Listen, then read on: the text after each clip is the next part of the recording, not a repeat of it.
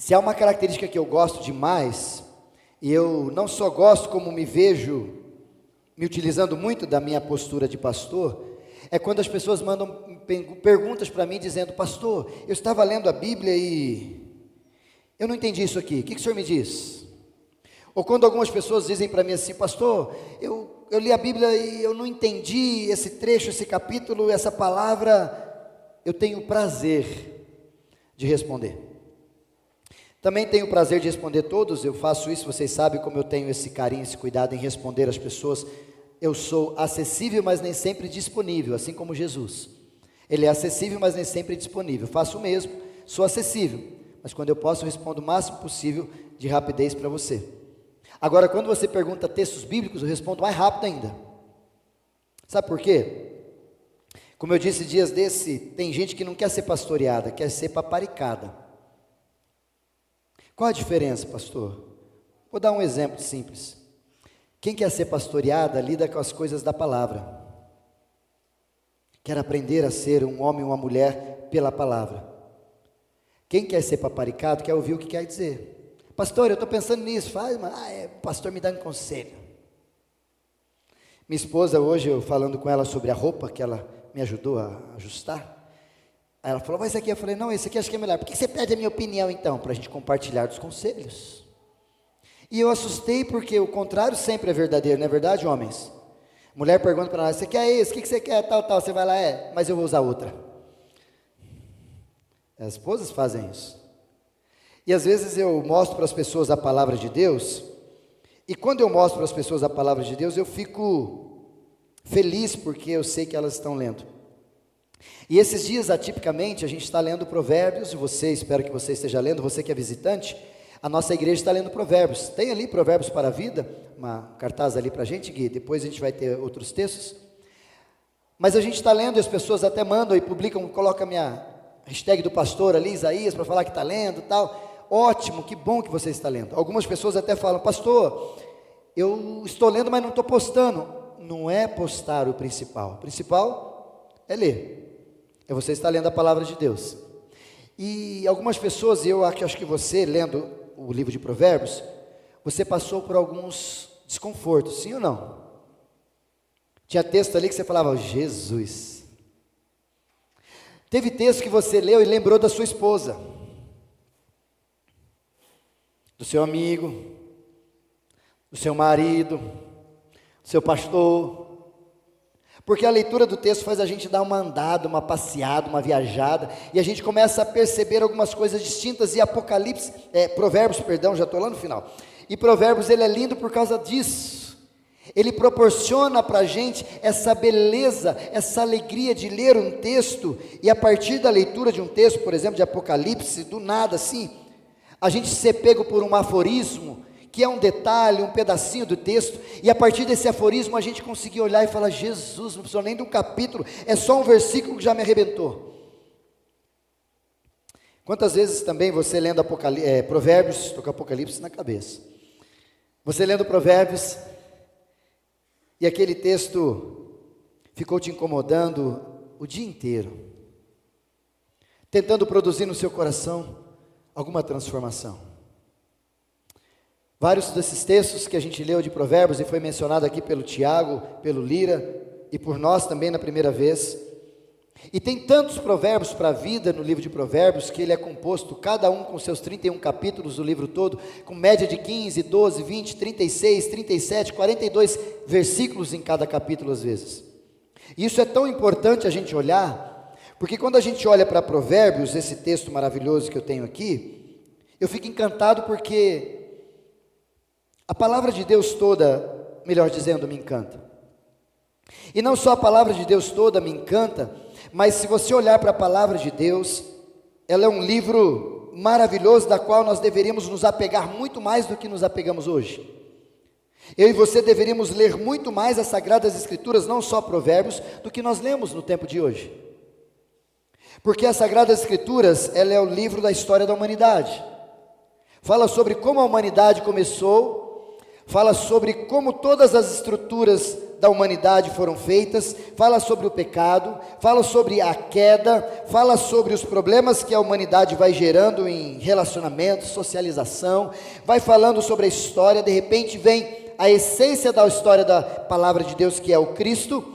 Ele vem, vive, morre, ressuscita, sobe aos céus, e no momento futuro, Apocalipse, o juízo final, ele terá todos nós junto com ele de novo. É mais ou menos essa a história, resumindo a história da Bíblia. E eu fico imaginando e pensando, por que a Bíblia é um livro sensacional? E você e eu deveríamos lê-lo mais. Porque ela é um livro que mudou a história da humanidade. Todo mundo, de alguma forma, já teve acesso a esse livro. Segundo, talvez porque ela é o livro que tem na sua tradução linguagem para muita gente. É o livro mais traduzido do mundo. Então todo mundo pode ter acesso a esse livro. Terceiro, talvez porque esse livro, ele é um dos mais autênticos e históricos da humanidade. Não tem livro igual, que as pessoas até hoje analisam, e há mais de 2000 anos ele foi terminado, de certa forma, e analisam e não veem dificuldades, erros e nada do livro, da palavra de Deus. Mas talvez porque também a palavra de Deus, como diz o próprio texto, ela é viva e eficaz, e muitas pessoas foram transformadas ao ler as Sagradas Escrituras. Por isso que a gente precisava ler mais, olhar mais para ela, ter mais tempo com ela, ter uma Bíblia talvez que você goste, uma Bíblia de estimação. Por exemplo, eu tenho algumas, e solto para lá, solto para cá, e tenho em vários lugares, mas essa aqui que eu gosto, que é a Bíblia do Pregador, eu estou com ela há alguns anos, e não só gosto dela, mas ela me fala coisas maravilhosas. E toda a Bíblia é inspirada. Olha o que diz 2 Timóteo capítulo 3, versículo 16. Coloca para a gente, toda a Escritura é inspirada, para a gente ler junto? Toda a Escritura é inspirada por Deus e útil, para quê? Para ensinar você, para repreender você, para corrigir você, para educar você na justiça. Esse é o objetivo da Bíblia, toda ela, de Gênesis a Apocalipse. Inclusive, Cíntia, às vezes a gente vai ler números e vai falar: Jesus, como que o Senhor me ensina em números? Ensina. Costumo dizer a expressão de que até na vírgula Jesus ensina. Até nos textos que a gente escreve ou que lê, melhor, no livro de Salmos, que tem uma palavra chamada Selá, que quer dizer pause, acalme o teu coração e medite, até ali Deus fala. Mas olha o que diz o versículo 17, por favor. Para que tudo isso? A fim de que o homem de Deus, por isso que quem só lê a Bíblia é quem é gente de Deus. Assim, a fim, melhor, que todo homem, ou aquele, o homem que Deus tem, que ele tem o Deus, seja perfeito e perfeitamente habilitado para toda boa obra. Em outras palavras, resumindo, talvez parafraseando o texto, olhando um pouco para Eugene Peterson, ele vai dizer nesse mesmo texto, que a Bíblia é útil para fazer a gente se tornar como Jesus. A Bíblia é útil para mostrar para mim e para você o jeito que a gente tem que viver aqui, porque no céu é um pouco do que nós viveremos neste lugar. A Bíblia é um livro para instruir a mim e a você, para fazer com que a sua caminhada, a minha jornada, a minha família, o meu relacionamento no casamento, nas amizades, qualquer ambiente, seja um pouquinho daquilo que vai voltando a ser aquilo que Ele deseja. Gosto de usar uma expressão com meus ovelhas, dizendo o seguinte, que nós nascemos em pecado, já diz o livro de Salmo 51. E a gente nasceu pecador, todos pecaram e carecem da glória de Deus. E por causa de nascer em pecado, qualquer que seja um de nós, na minha concepção, nós nascemos já doentes pelo pecado. E vamos adoecidos para morrer. Adoecidos. De vez em quando nós amadurece. Muda algumas coisas e tal, mas quando nós nos encontramos com Jesus no meio da nossa história, Ele traz para nós um novo nascimento e uma cura para quem nós somos, para que agora eu viva o restante da minha vida curado e não doente pelo pecado. Por isso que é importante demais você viver o encontro com Jesus o quanto antes, para que você tenha mais tempo de vida curado, do que só uma porçãozinha final, 1 mês, 1 ano, 2 anos de vida em Jesus. Porque essa plenitude dessa vida em Jesus, da qual Ele vai mexendo, transformando, a ação do Espírito Santo mexendo na gente, é aquilo que Ele gostaria de fazer com a gente desde o início. mas o pecado não deixa. E aí vem o próprio encontro com Jesus, e nesse encontro com Jesus, a gente é transformado, e começo a me tornar uma nova criatura. A partir do quê? Perfeito e perfeitamente habilitado. Pastor, mas nós nunca seremos perfeitos. É verdade, irmão. Mas o alvo é ser, está escrito no texto, a fim de que o homem de Deus, seja perfeito. Ou seja, as minhas ações, as minhas posturas, as minhas qualidades, os meus atos, sejam das quais Deus olha para mim e diz: este é meu filho amado, em quem tenho grande alegria. É isso que o texto está dizendo. Mas aí entra o livro de Provérbios, e o livro de Provérbios traz para a gente uma expectativa mais precisa de todo ele. Quando eu olho para a Bíblia toda, eu percebo que ela me mostra como ser salvo, ela me mostra por que eu sou salvo, e ela me mostra para onde que eu vou sendo salvo. Mas o livro de Provérbios, em especial nesse texto, que também eu ensino para nós, ele faz com que a gente perceba que especificamente Deus quer forjar a gente a partir de uma sabedoria que Ele deu para um homem. E isso não é novo, pelo contrário. Mais ou menos 900 a.C. foi forjado o livro de Provérbios. Mas aqui um pouco para frente, 33 depois de Jesus, ou 30 depois de Jesus, como você quiser, você tem ali o próprio Jesus falando sobre algumas coisas, desse jeito novo de ser. Porque quando a gente olha para a Bíblia, Jesus em João vai dizer para nós que quando a gente se encontra com Jesus, a gente recebe ou vive um novo nascimento, uma nova vida. E eu não sei você, mas os animais, eles nascem e parece que eles têm um chip, alguma coisa que faz eles serem. Ninguém ensina cachorro a ser cachorro. Sim ou não? Eles vivem, são cachorro, automático, reprogramado, está programadinho certinho. Gato, a mesma coisa. Cobra. Os animais são assim, ninguém nasce agora, vamos fazer um laboratório para ensinar. Não, meu irmão, ninguém ensina os bichinhos. Eles nascem, pronto. De alguma forma Deus entra em cena e fala, é assim. E às vezes de alguma forma nós entra em cena e estraga cachorro para virar gente. Estraga os bichos para virar gente. Faz isso não, irmão. Eles já estão programadinhos para ser o que tem que ser. Não estraga a natureza de Deus, não. Até porque, abre aspas, você tem medo de estragar a natureza e você fala para todos os lugares, mexe, quando vem aqueles terremotos, ou quando vem aqueles tsunami, aí mexer com a natureza. E você mudando o cachorro para a gente, está fazendo o quê? Mudando com o quê?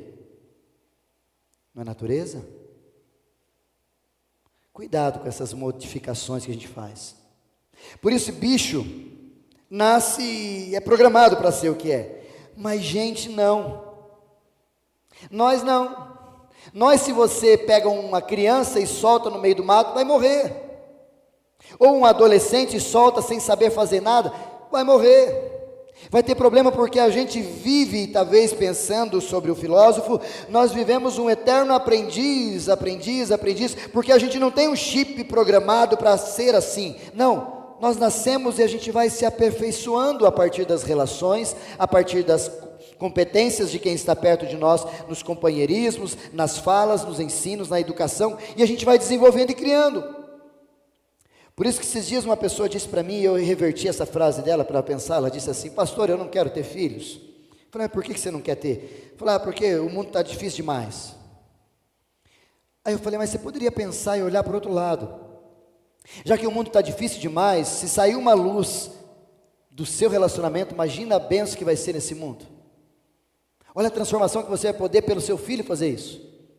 Eu falei, nunca pensei assim. Aí eu falei, acrescentei a frase, dizendo assim para ela, o problema é que a gente acha que o mundo está ruim para os nossos filhos, mas eu gostaria que você pensasse, talvez o problema não são o mundo para os filhos, talvez deveríamos pensar que tipo de filhos nós estamos deixando para o mundo, e não que tipo de mundo nós estamos deixando para os filhos, porque sobre o mundo você não tem ação, mas sobre seus filhos você tem ação.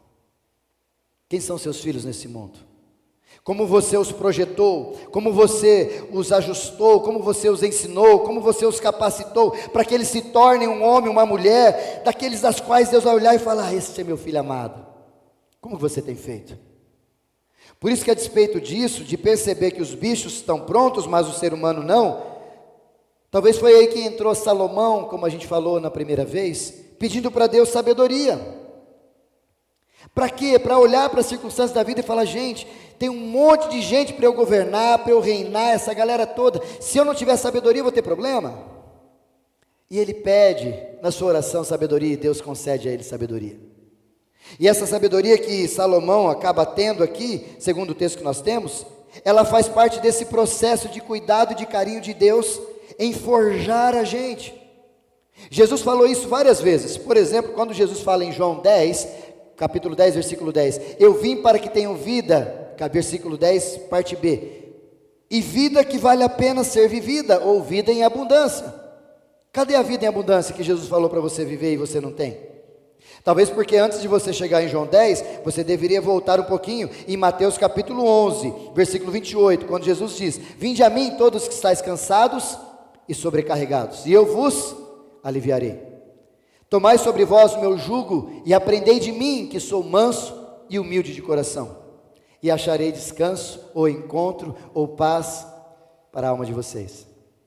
Quando Jesus diz isso, no meio ele trava uma palavra maravilhosa que é aprendei de mim. Ou seja, Jesus sabe que o Isaías, quando se converteu, se entregou a Jesus, ele ainda é o pecador e aquele cara ruim, que ainda está aqui dentro de mim, que só vai embora quando o meu corpo for glorificado e eu subir aos céus, mas ainda tem coisa ruim em mim, sabe aquele defunto que anda comigo? Sou eu, meu velho homem. Mas o que Jesus está dizendo é que a partir da palavra e com Jesus, Ele vai me ensinando a viver uma nova criatura, uma nova pessoa, aquele da qual lá atrás, antes da fundação do mundo, Ele pensou em mim e você para a gente se tornar. É isso que Jesus está dizendo. A palavra de Deus também em Romanos, apóstolo Paulo, lá no capítulo 12, vai dizer para nós, versículo 2, transformai-vos pela renovação da vossa mente, ou seja, tem que mudar aqui, senão você vai viver o mesmo. Encontrou a salvação em Jesus, mas não se transformou, porque a mentalidade nossa não mudou, e essa mentalidade nossa não mutável, vai continuar fazendo com que eu fique fazendo as mesmas coisas, tendo os mesmos resultados, e atribuindo aos outros, às vezes, coisas das quais eles não têm culpa, inclusive Satanás. Já desse uma pessoa disse para mim sobre isso, que ela traía porque era coisa de família, porque um dia Satanás ou alguém fez um trabalho que não sei o que. Eu disse para ela: você pode acreditar no que você quiser, mas isso daí é falta de caráter. Satanás deve olhar e falar: não, eu não fiz nada, isso aí é você sozinho com essa estrutura que você tem. Como você quer que um cara que fica em sites pornográficos, grupo de WhatsApp só tem pornografia, os amigos são um mais retardado que o outro, cheio de amigos que traem, que são divorciados, desquitados, que não sei o que, tal. Aí você quer que ele se torne o que, irmão? É Satanás? Não, Satanás teve culpa não, irmão. Lá atrás ele teve culpa, aqui nesse caso não, é só falta ou mau caratismo. Por isso que quando a gente olha para a palavra, se a gente não for transformado dia a dia pela palavra, por isso aqui, a gente vai viver fazendo os mesmos erros, as mesmas ações, os mesmos projetos. E aí a gente vai olhar para Jesus, e quando ele diz que o inimigo vem senão para roubar, matar e destruir, João 10:10, primeira parte, mas ele diz, ele veio fazer isso, mas eu vim para que vocês tenham vida, e vida que vocês olham para o céu e falam: Jesus, estou aqui, quando o Senhor quiser eu estou bem, se o Senhor quiser me deixar, estou bem, vai me transformando, mas se o Senhor quiser me levar, estou feliz, porque eu sei para onde eu vou. Cadê essa vida abundante que a gente tem? Como mesmo o Romário cantando, puxando aqui com a gente, me apegar nas coisas daqui, como esses dias atrás, uma pessoa disse: mas pastor, o senhor fala com facilidade esse negócio, de querer ir para a glória. Eu falo. E o seu carro, vai ficar para quem? Eu estou preocupado com o meu carro quando eu for para a glória, irmão. Você acha que eu tenho preocupação para quem vai ficar meu carro quando eu for para a glória? Eu não vou me apegar com as coisas daqui. E a gente fica, enquanto Ele deixar a gente ficar aqui, bora viver, mas enquanto a gente estiver aqui, bora se transformar. Por isso que Provérbios para mim, e aqui eu quero fazer você entender um pouquinho mais, porque o livro de Provérbios é um livro específico para tratar da gente, porque ele tem assuntos maravilhosos para toda parte. Se você quer falar sobre casamento, Provérbios ajuda, ensina, instrui, tanto o homem quanto a mulher. Se você quer falar sobre filhos, Provérbios ensina, ajuda tanto homem quanto mulher. Se você quer falar sobre trabalho, se você quer falar sobre sexualidade, se você quer falar sobre o meu patrão xarope, se você quer falar sobre saúde, sobre comer certo, se você quer falar sobre preguiça, quer falar sobre fazer as coisas do jeito certo na hora certa, se você quer falar sobre os teus lábios, o que produzem, se você quer falar sobre o que você ouve, se você quer falar sobre as suas relações, as suas amizades, tudo que você quiser falar, tem na Provérbios. Basta você ler e ouvir. O problema, talvez, é que a gente não entende as expressões que os textos trazem. O livro de Provérbios, ele tem algumas coisas diferentes, eu quero compartilhar aqui nessa expressão para você, que ele tem uma certa complaz. Complaz é um pedaço de texto que os poetas usam. Talvez o professor de português aqui sabe do que eu estou dizendo de forma mais clara. E esse tipo de complaz que o texto de Provérbios traz, sapiência, sabedoria, ele traz 4 tipos, e eu trouxe aqui para a gente guardar no coração. Ele traz propostas contrastivas, que contrasta mesmo, ou seja, ele faz uma menção de um em contraste com a outra linha de outra pessoa. Quer ver? Gui, coloca para mim aí Provérbios 13, versículo 24. O contraste. O que retém a vara, aborrece ao seu filho. Contraste, mas o que ama, logo cedo, quando é pequeno, o disciplina. Ensinar, filho. Viu o contraste? Se você faz de um jeito, resultado. Mas há a possibilidade de você fazer de outro jeito para ter outro resultado. E um outro complaz que ele traz também é a ser completo, completividade. 16, versículo 3, por favor. Algumas coisas que dependem uma das outras. Olha a completividade. Confia no Senhor as tuas obras. E ele se completa dizendo o quê? E os teus desígnios serão estabelecidos. Uma terceira característica desse complaz que ele coloca é que eles também são correspondentes em si. Olha o que diz Provérbios 9, 10, por favor. O temor do Senhor é o princípio da sabedoria, e ele se aprofunda, e o conhecimento do santo é prudência. Então ele faz uma narrativa, depois ele vai na segunda proposta e aprofunda essa narrativa, como está escrito no texto de Provérbios 9, 10.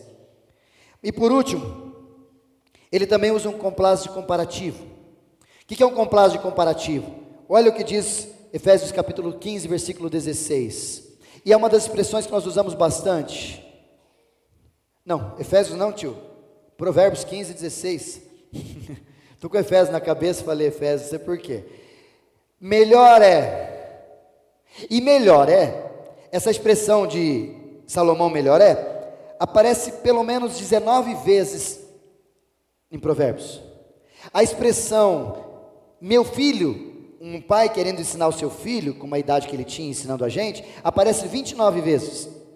A expressão tolo aparece 37, sábio 54.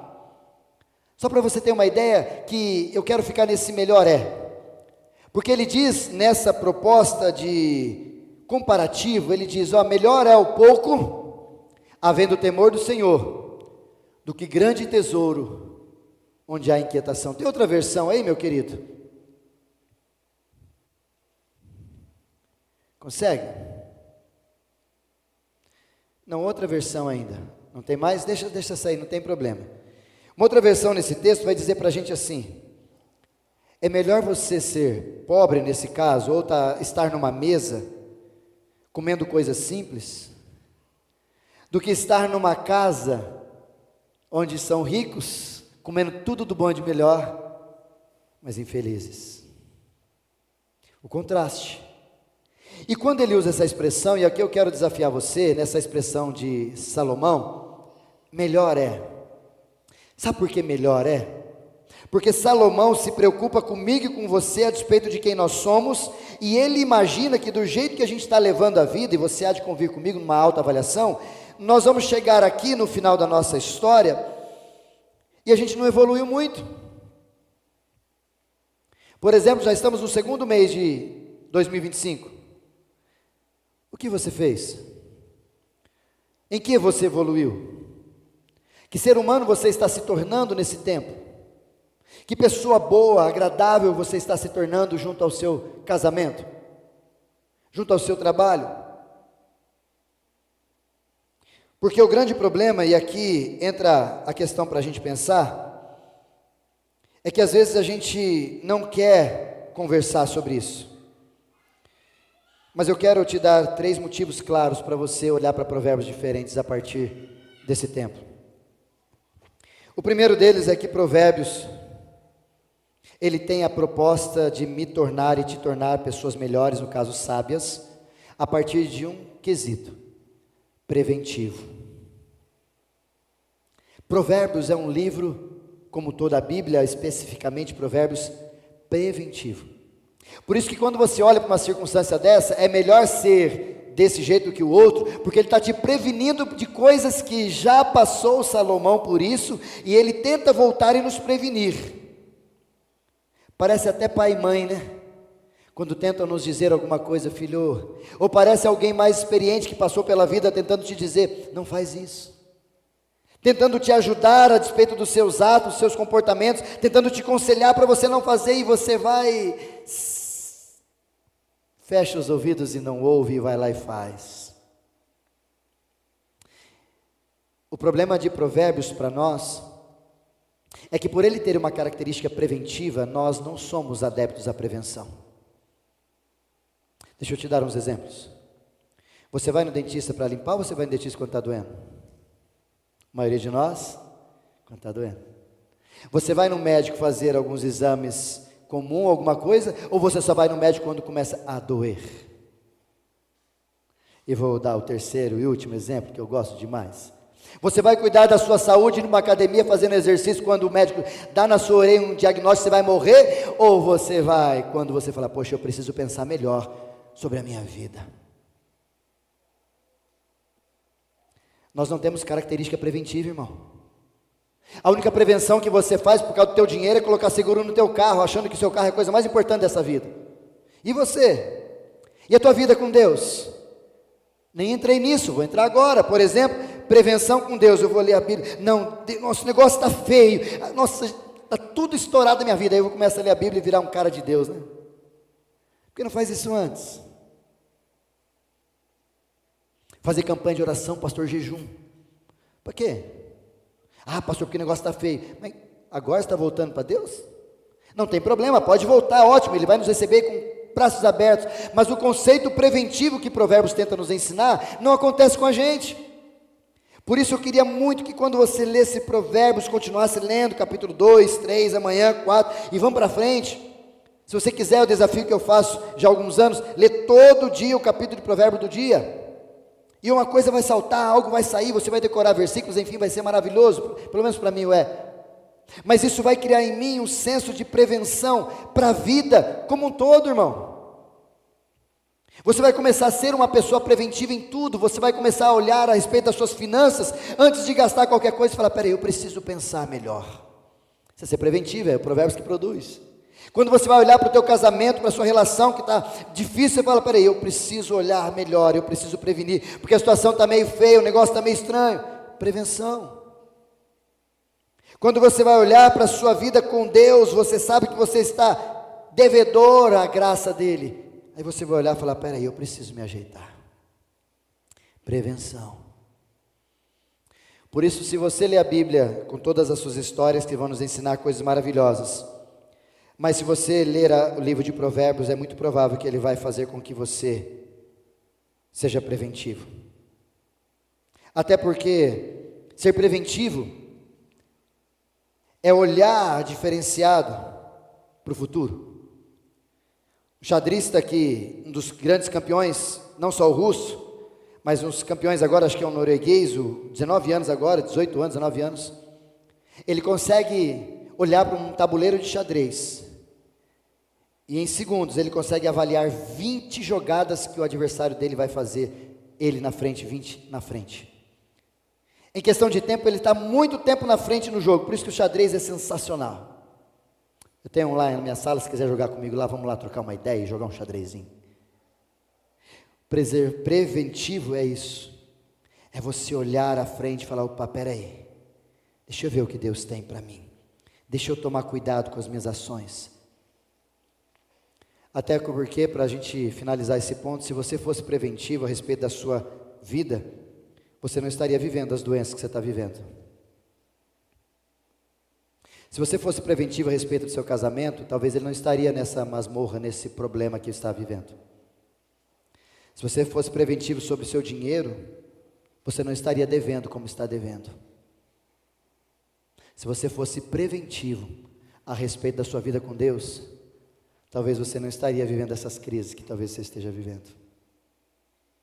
Não somos preventivos. Provérbios nos deixa bem claro isso. Mas a segunda característica que Provérbios nos ensina, além de ser preventivo, o livro de Provérbios também é preparativo. Porque uma coisa é prever o que vai acontecer, outra é nos preparar para aquilo que nós vamos viver. E isso Provérbios também faz. Porque quando ele nos ensina esses contrastes, quando ele ensina essas comparações, quando ele ensina esses complementos, quando ele nos ensina a partir dos trechos, coplas de Provérbios, ele está tentando mostrar para mim e para você, se você se comportar assim, na hora lá, é esse o resultado que você tem. Como por exemplo, quando ele chama no capítulo 6 de Provérbios, nós de preguiçoso, e diz, vai ter com a formiga, ó preguiçoso. Dizendo para nós que, não quero trabalhar, irmão, deixa eu te preparar para o mundo. Preparar um camarada para o mundo é dizer, você precisa trabalhar, você precisa suar, você precisa fazer, porque aquele tal do preguiçoso, inclusive Provérbios 6, no versículo 7 e 8, que dorme demais, vai ver a vida passando e vai achar que está ganhando na telecena, vai ser bom demais. Não vai, irmão. Por isso que Provérbios, nas suas palavras, ensina o Isaías, ensina você a se preparar para essa luta do mundo, essa luta do dia a dia, esses problemas das quais estão cercando a gente, e a gente está cada vez mais, Jesus, como que não fazer? Tico, fui comprar carne, você deve estar enfrentando isso lá, né? Fui comprar carne esses dias atrás, Tico, meu Deus, 100 reais de carne, falei, Jesus, quase que eu devolvi, aí fiquei com vergonha. Como não fazer, Jesus? Provérbios é para nos preparar sobre isso, irmão. É para preparar a gente para o mundo difícil que a gente está vivendo, sim. Jesus já avisava os seus discípulos quando ele disse para nós, eis que vos envio como ovelha no meio de lobo. Fica pronto. O problema é que a gente não é nem preventivo e nem se cuida para se preparar para os momentos difíceis. Vai enfrentar uma demanda difícil na sua vida? Se prepara. Se prepara. Vai enfrentar um problema sobre saúde? Se prepara. Vai enfrentar algum problema no seu trabalho? Se prepara. Porque não é evitá-los. Tanto que Jesus diz isso, não é evitar essas circunstâncias e essas ações, mas é produzir em nós o cuidado e o carinho, para que eu esteja e você prontos para essa guerra. Apóstolo Paulo fala isso em Efésios, quando ele diz para a gente se preparar, colocando a armadura de Deus, para lutar contra Satanás, a gente precisa se preparar. Jesus fala para os discípulos, para eles se prepararem, estarem prontos, inclusive quando ele estava orando, no último momento seu de oração, dizendo, a carne é fraca, mas o espírito está pronto, se prepare, porque o negócio vai ser feio. E a gente esquece de se preparar, e quando você olha para Provérbios com cuidado, com carinho e amor, você percebe que Deus está te preparando para algo diferenciado. Agora, se você não quer olhar para Provérbios e perceber isso, talvez é por isso que você esteja enfrentando alguns problemas e não tendo nem força para enfrentá-los. Não se preparou. Talvez é por isso que ao enfrentar uma situação que Deus te colocou no deserto, você não sabe nem para onde olhar, porque não se preparou. Porque achou que a vida é feita por acaso, né? Deixa a vida me levar. Vida leva eu. Quem deixa desse jeito não tem um Senhor e um Salvador e não foi chamado para ser transformado. Quem vive desse jeito apenas está na expectativa do que Deus vai fazer. E Senhor, faz o que o Senhor quiser. Tudo está na mão de Deus. O que Deus quiser vai acontecer. Não é assim não, irmão. No Antigo Testamento, Deus dizia uma palavra muito clara pelos profetas, que Deus está olhando, querendo pegar, ou querendo alcançar, ou encontrar um coração que esteja disposto. O próprio Jesus falando sobre isso, o apóstolo Paulo também falando sobre isso, diz que nos últimos dias, será que haveria fé na terra? Será que nós teríamos esse intuito de nos preparar? E sabe por que finalizo aqui essa parte para a última? Quando você vai fazer uma viagem, você não se prepara? Quando você vai fazer alguma coisa diferente para você, para um concurso, por exemplo, que você tem que fazer, você não se prepara? Prepara. Quando você vai vir à igreja também, você não se prepara? Eu me preparo. Por que a gente não pode ampliar isso à vista do que o livro de Provérbios nos ensina para a gente se preparar? Como ele diz que honrar pai e mãe nos dá longevidade e paz. Se prepara, começa a honrar teu pai e tua mãe. Você vai ver como vai ser a sua vida daqui para frente. Começa a olhar diferente para algumas circunstâncias que ele está dizendo, que isso não é só para prevenir, mas isso é para te preparar, porque tem coisas que não vai ter como a gente evitar. É como um capacete, meu querido Nezão, que teve um acidente, mas Deus cuidou dele de forma maravilhosa, né, meu lindo? O capacete não é para te livrar de acidente, é para te preparar a estar pronto para caso você tenha um acidente, tenha segurança. É isso que Provérbios e a Bíblia fala para mim e para você. Mas por último, e não menos importante, a palavra de Deus também, quando você olha para Salomão, você vai ver que Salomão escreveu Cantares na sua juventude, escreveu Provérbios no seu auge da sabedoria, e depois escreveu Eclesiastes no final da sua vida. E eu quero ir para o capítulo 12 de Eclesiastes, no versículo 1, para a gente fechar a nossa meditação. Porque ler Provérbios ou desejar a palavra de Deus te faz ser um homem ou uma mulher preventivos. Ele quer te ensinar para a vida. Mas também ler Provérbios e a Bíblia te faz ser um homem ou uma mulher preparados para enfrentar as coisas da vida. Mas o problema é que a gente está empurrando para frente. Amanhã eu começo, outro dia eu vou. E eu quero te recordar o que Salomão diz em Eclesiastes 12, versículo 1 em diante. Estava lendo esse texto essa semana, e eu estou começando a usar óculos para ler bastante. E uma vez eu, conversando com uma pessoa, ela falou, eu não consigo enxergar isso aqui. Eu falei, gente, como que não consegue ver isso? Quem tem visão é assim, né? Fala, está tão claro. Rapaz, mas na hora que eu olho sem óculos, algumas coisas, eu falo, Jesus, não vejo nada, nem os númerozinhos. Faço assim, olha minha esposa, faz, pode ir para lá, para cá, para trás, adivinha? Não, nada. Aí você pega o óculos, tudo se transforma. Descobri que eu estou ficando velho. Vou melhorar a frase. Descobri que meu corpo está ficando velho. Porque velhice não está aqui, ó. Você se sente velho, pastor? Não, velho eu sou a mãe.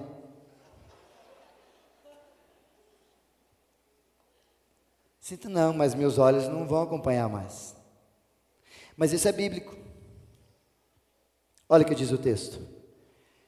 Lembra-te do teu Criador nos dias da tua juventude ou da tua mocidade ou enquanto você for jovem, que nem você é hoje. Todos somos jovens, fora Noeli o resto é tudo jovem. Amém, Noeli? A Noeli também está incluída, hoje você está, Noeli. A Noeli também é jovem. Antes que venham os dias maus e cheguem os anos do que você vai dizer no seu relato, não tenho prazer na vida. O que eu estou fazendo aqui?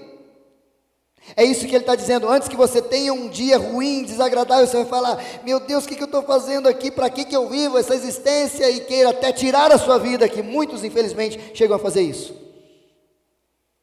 Antes de tudo isso acontecer, lembra-te do teu Criador. E quando fazer isso? A palavra antes repete-se por pelo menos 4 vezes, depende da versão nesse texto. Versículo 2, coloca por favor. Lembre-se dele antes que chegue o tempo em que você achará que a luz do sol e da lua e das estrelas perdeu seu brilho, não está enxergando mais. E que as nuvens da chuva nunca vão embora, tudo embaçado. Ô Isaías aí, gente. Eu tinha zoinho bom para ler, agora não consigo ler tanto. Aproveita que antes você tem zoinho bom para ler, porque vai chegar um dia que você não vai ter zoinho bom para ler. Precisar de ajuda, de óculos, e aí? Mas dá para piorar ainda mais, versículo 3. Então os seus braços, antes, em outra tradução que os seus braços, que sempre o defenderam, vão começar a tremer. E as suas pernas, que agora são fortes, olha para nós, ficarão fracas. Os seus dentes cairão. E sobrarão tão poucos que você não conseguirá nem mastigar a sua comida. Está ficando velho. A sua vista ficará tão fraca, sou eu, que você não poderá mais ver as coisas claramente.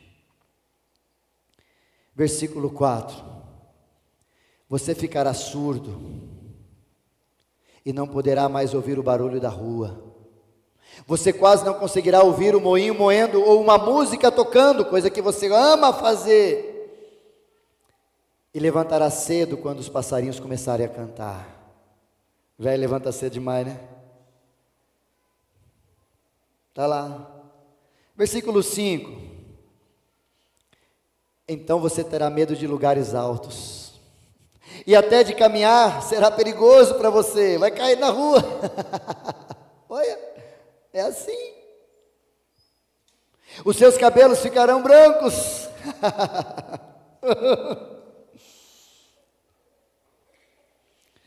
Mas para os irmãos que são mais bravos aí, pelo menos cabelo, tá? Eu tenho. Então fica na sua, não vem brigar, mas é branco, mas é meu. Você perderá o gosto pelas coisas. Nós estaremos caminhando para o nosso último descanso. E quando isso acontecer, haverá gente chorando por nossa causa nas ruas. Finalizando o versículo 6, por favor, Gui. A vida vai se acabar como uma lamparina de ouro que cai e quebra. E quando a sua corrente de prata se arrebentar, ou como um pote de barro se despedaçar, e quando a corda do poço se partir. Finalizando o 7. Então nosso corpo voltará para o pó da terra, de onde veio, e o nosso espírito voltará para Deus, de onde veio. Por isso, o último desafio que eu te faço: até quando você vai procrastinar para não ser preventivo pela palavra, transformado pela palavra, modificado pela palavra? Até quando você vai deixar de enfrentar os problemas da vida sem estar preparado? Porque quando Jesus disse para os seus discípulos: "Tende bom ânimo, eu venci o mundo", dizendo: "Não temas, não tenham medo, fique em paz, tende bom ânimo, eu venci o mundo". Você não crê nisso, por quê? Porque você não se prepara, e você sabe que você não está preparado, por isso que você está frouxo. Por isso eu desafio você, para a gente fechar o nosso momento de mensagem, e desafiá-lo a continuar lendo Provérbios, para você ouvir e refletir e agir. E a gente fechar, quero concluir com você, dizendo algumas frases para você guardar no seu coração. E nós vamos começar a nossa ceia, ponto alto das nossas celebrações. Ouvir e refletir e agir. Primeiro, a vida é breve. Jesus te fez para evoluir e não só para existir. Pense nisso. Segunda verdade que eu gostaria que você tivesse no seu coração, para você ouvir, refletir e agir. Algumas coisas que você está vivendo hoje fazem parte de estruturas que você negligenciou lá atrás. Você vai deixar um Ctrl+C e um Ctrl+V na sua vida? Ou vai parar por aqui? Conselho de pastor: pare. Ouvir, refletir e agir, por último. Todo o livro de Provérbios é para nos preparar para uma luta, para que o céu desça na terra através das nossas vidas e do nosso comportamento. E eu espero que você e eu, lendo o livro de Provérbios, estejamos preparados para toda boa obra. Foi para isso que Ele nos chamou. É por causa disso que nós usamos isso, para tornar o céu dentro de mim, transformando a minha vida. Gálatas capítulo 5, versículo de número 21, 22 e 23, vai falar um pouquinho sobre os frutos do Espírito. Por isso que talvez eu e você podemos usar de várias desculpas por que a gente não muda. Mas há uma que você não pode, é que Deus não te ajuda. Porque Ele mesmo deu o Espírito Santo de Deus, o próprio Deus vivendo em mim e você para nos ajudar a fazer as coisas certas. Então você não está sozinho para ser transformado. Deus está com você. Você não está sozinho para essa luta que o mundo almeja e que todo mundo quer derrubar. Deus está com você. E segundo o apóstolo Paulo, maior é o que está em nós, em você, do que aquele que está no mundo. Você é vitorioso por causa de Jesus, por causa do Espírito Santo que habita em você.